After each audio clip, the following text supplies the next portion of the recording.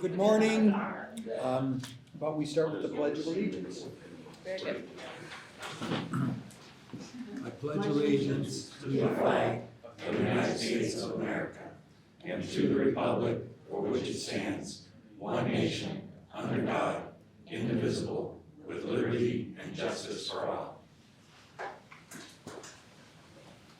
Well, good morning to everybody. Roll call. Madam Directress. Herb Newman, Here. Joe Bailey, Here. Tanya Black, Here. Mark Spizak, Tina Ugrin. None. Okay, did everybody have a chance to read the previous minutes? Yes. Any additions, corrections? Hearing none, we have a motion for approval. So, I'll second. All in favor? Aye. Opposed, none? Approved. Is the meeting over? Just about. All right. Executive Director's report. I don't have any presentations for you, and the report stands as written. However, there's always something good to point out. Right. I want to lead you to page 8, 9, and 11, where you can see some photographs of things that we have either under construction or planned. So thank you for the graphics, Nick. Where are you? Thank you. What you see on 8 is the proposed restroom building that will be part of the next phase of construction at Valley View, which will include not only just a restroom building, but also a shelter, and then that's going to be our river access as well. So there'll be some very nice site amenities there. Lots of great places for sitting and enjoying the view, and kayak put in and so forth. On that next page on 9, you can see some of the proposed graphics kind of show that site.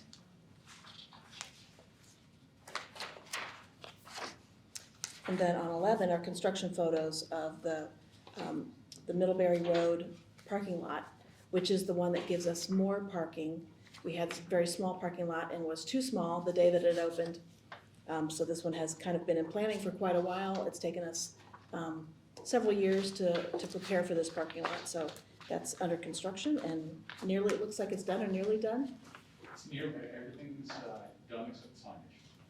Fantastic. So that'll help relieve the pressure of not enough parking in that area. And we did have grant funding for the design and the construction of that parking lot, which was nice. That's the best news. That is good news, yes, always. Okay. All right, anything else? That's all I have. I have a question that's not in your report, but I saw in the paper we have a program with the Akron Black Artists Guild. Yes, Can you address that just a wee bit? What kind of, are they like graphic artists or, or the performing artists, or is it a mix? I'm gonna let Dee fill you in. So we hatched this plan. We were approached by them and kind of collaborated on writing the grant. So it is an effort to bring a little bit more art in the park in different ways. So Dee, you want to give a little detail? Sure. Good morning, everyone. So it's a little bit of everything. So there's a performing arts component. That's a part of it. There's a young lady in the community by the name of Josie. And Josie's been in a few different production companies. Chameleon, I believe, is the one that we'll be working with for that aspect of it. There's graphic artists. There's a kite making program. And that's a gentleman that we've done a prototype of that years ago. One of our naturalists, Joe, did it with kids over at Summit Lake. And we always wanted to expand it, however, we just didn't have the capacity. So that's gonna bring that element in. And then Dara Harper and her mother, and she's like the co-founder of the Black Artists Guild. They will be doing painting programs. We know we have our naturalists, what is it? Interpretive artists. Thank you, interpretive artists. I was about to give her a new title. Our interpretive artists, and Danette does a lot of the sketching and nature drawing programs, and obviously even what you're seeing right now, and she's just at capacity. So we're really happy to have folks that come in and help us provide the art that our patrons have been asking for, but we simply just didn't have the capacity. So they're gonna be doing painting programs. Well, congratulations on getting the grant. Good work. Thank you. Thank you. Thank you. Mhm. We're So- looking forward to that. I have a question out of nowhere. How are we doing? Have you booked any events at Valley View with liquor? Many weddings. So Okay. Angie can probably give you a ballpark, but as soon as we opened up, it seemed like reservations came in like this, and then it went like that. You So, mean that since they slow can going. toast to something other than Coca-Cola? Yes. Okay. Yeah, I'm trying to remember what the last. First count of all. was. So we're pretty much full Friday, Saturday, Sunday, Yes. from January to, Maybe October, November, Pardon? maybe to October, November. So January through November, you're booked? Friday, Well, Saturday, Sunday. Sundays. Wow. January was. Not January, I would say maybe March, I'd have to. I can- Okay, I but can get you, yeah, early spring through yes, November. yes, our Friday, Saturdays and Sundays are free. Maybe we ought to get out of being a 501c3 and go profit motivated. That's what we're still relatively reasonably priced compared to everyone else that has a similar type facility. Mhm. So, our goal was always to cover the cost it takes to maintain that building and clean it after these types of events, Yeah. and that's, But it gives us great exposure to those who may not otherwise come to the park exactly. and know that Valley View is there, or whatever. Mhm.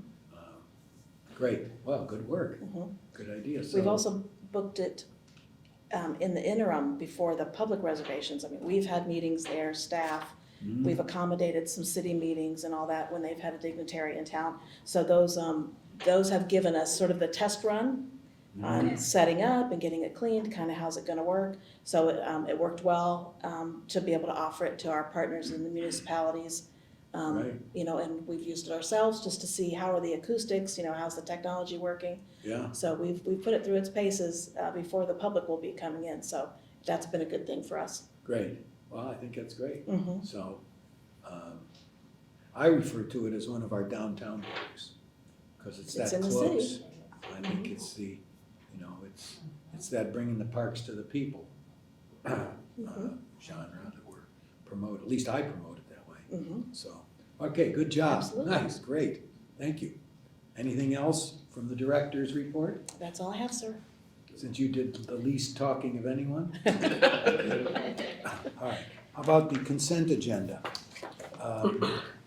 Was anything removed Nothing from the removed. agenda? Mm-mm. Okay, any questions on any of that? All right, hearing none, we need a motion to approve the consent agenda. I'll make a motion to approve Okay, the consent agenda. Oh, second. okay, are you here? All right, okay. We just want to should we redo roll call? All right, okay, all in favor? Aye. Okay. About unfinished old business and new business, Lisa. Neither one, sir. This is the time of year where it's pretty steady. Boring. All right, okay. It's never boring in the parks. Correspondence and public. No correspondence and two public pieces this time. Okay, So we have Bridget up first. Hi, Bridget. Hey.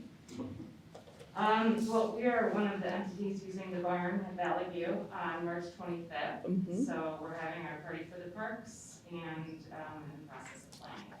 Great. So we're excited and I know people are gonna wanna come just because of the venue. Mhm.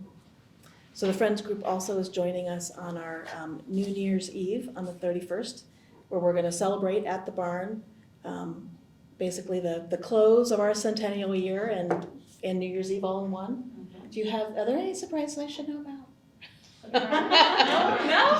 No. Just a birthday party for the Okay. park. There's actually two, so this is the main one, but Carol Vigorito at Liberty Park Nature Center in Twinsburg is actually having a centennial program to kind of cap off the year also. Oh, great. A little bit more small scale, Yeah. tame, Is This there is where liquor? the party animals are. So the Friends are gonna join us then at Valley View on the 31st. All right, and next we have Carrie Orris, gonna join us. Yep, you certainly may go there. Mhm.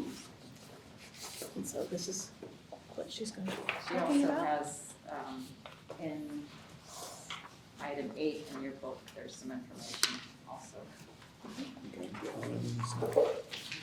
I'm sharing my statement with you so you can follow along with the mask, and it might be a little hard to understand me, but good morning. My name is Carrie Orris. I've been a resident of Joe since 1985, and I voted for every Summit Metro Parks levy ever since. And I'd like to thank you and your staff for a wonderful park system. I've spent countless hours riding my bike and hiking in the Metro Parks. Your work is so appreciated. I'm here to ask for your support of a resolution to install State Bike Route 1 signage at 5 locations along the Towpath Trail at no cost to Summit County residents or taxpayers. The Towpath Trail in Summit County is part of a 326-mile bike route known as State Bike Route 1. The bike route connects Cleveland, Akron, Columbus, and Cincinnati. My husband and I, along with 55 other cyclists, rode this route in September, and we had a blast. State Bike Route 1 traverses 14 counties, and it's estimated that thousands of cyclists ride this route every year. It's a premier bike route and a bucket list item for many cyclists. Signage designating the bike route has been installed in 12 of these 14 counties. Sadly, Summit County is not one of them. In September, we started riding from Cincinnati and headed north. I can't tell you how helpful it was to have Bike Route 1 signage along the trails. It was invaluable to the experience. The organization which coordinated the tour is the Ohio to Erie Trail Fund. It's a nonprofit group of volunteers, cyclists, who promote cycling on this route. They raise money and spend it to maintain the bike route and install all these signs along the route. And they've done an incredible job. Lack of signage in Summit County is one of the most common complaints in the Ohio to Erie Trail, Ohio and Erie Canal Towpath Trail, Ohio to Erie Trail Enthusiast Group on Facebook, which has 8,200 members. While I'm familiar with my lovely local Towpath Trail, I know that others in our group were much more apprehensive when riding in our area, knowing that Bike Route 1 signage wouldn't be available. I'm here today to ask you to change that. Again, at no cost to Summit County Metro Parks or the taxpayers of our county. Members of the Ohio to Erie Trail Fund are willing to pay for and install on existing poles north and southbound Bike Route 1 signs following ODOT standards along the bike route.